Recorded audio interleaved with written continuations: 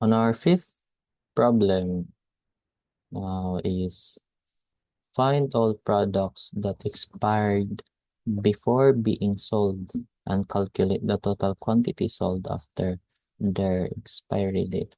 So, pangitaan to itong mga product na na-sold after their expiry date.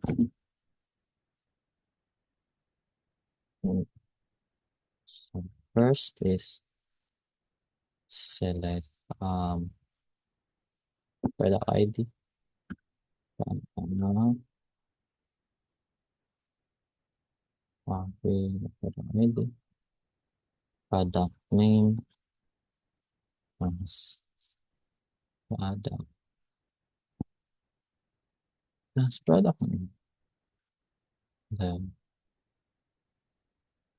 total quantity, may tag-sum PR na quantity as total quantity. Total quantity sold after expiry. Total quantity sold after expiry. Ayan, from table products. P. Join na rin pa. Join product details.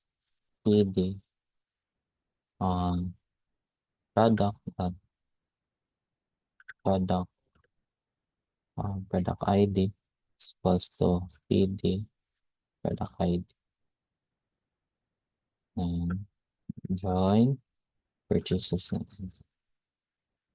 purchases PR on PD dot purchase product details ID is equals to PR dot product details ID. Ayan. Transaction din yung table. Transactions T PR dot purchase ID is equals to T purchase ID, where P dot expiry date is less than T dot transaction date.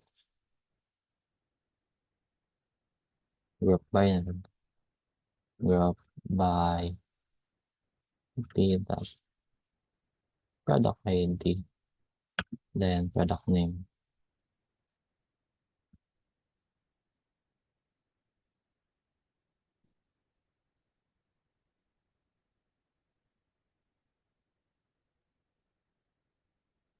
So muna siya.